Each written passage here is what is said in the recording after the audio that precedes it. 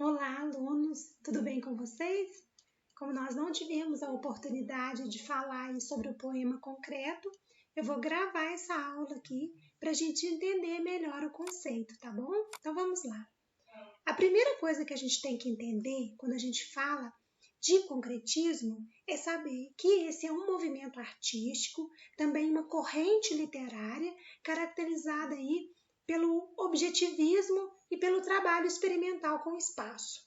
Ele surgiu aí no século XX como um reflexo de uma realidade marcada pela racionalidade e pelo avanço tecnológico. Então, nós temos esse ênfase na racionalidade, nós temos essa elaboração artística em busca de uma forma precisa, vamos fazer uso de figuras abstratas, a união entre a forma e o conteúdo vai ser muito importante nessa obra de arte, e é claro, na literatura, os poetas concretistas vão buscar utilizar efeitos gráficos e vai aproximar a poesia da linguagem e do designer.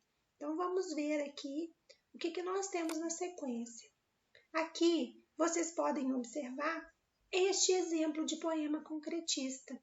Aqui nós temos a união da palavra luxo, mas que forma uma outra palavra lixo.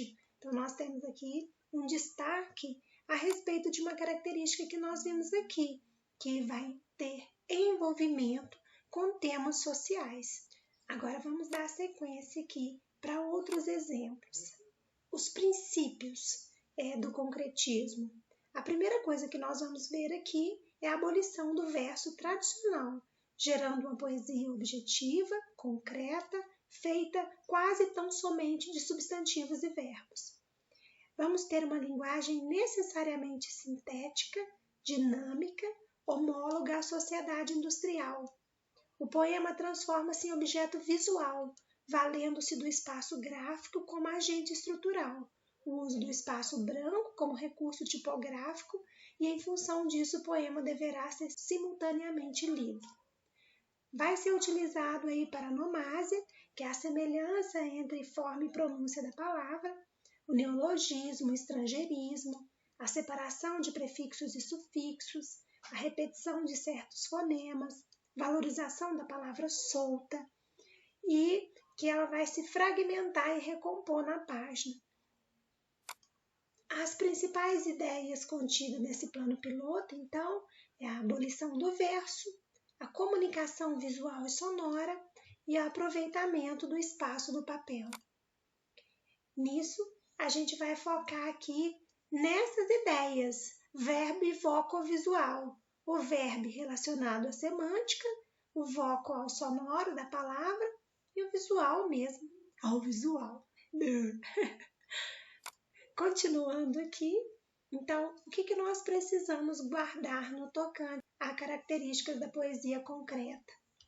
Uso da linguagem verbal e não verbal, experimentalismo poético, poesia visual, efeitos gráficos, sonoros e semânticos, aspectos geométricos, supressão do verso estrofe, desaparecimento do eu lírico, eliminação da poesia intimista e racionalismo. Aqui nós temos um exemplo de criação concretista. Observe, esse aqui é uma embalagem dos chicletes aí que a gente está acostumado. E aqui é uma remontagem, ou seja, é uma paródia da embalagem original do produto. O texto enfatiza o visual e enfatiza também a crítica. Nós temos aqui o uso de todas essas características, além, é claro, do emprego aí de clichês, que são essas frases feitas. Dando sequência, então, a gente tem outro exemplo aqui. Olha, esse poema concretista também.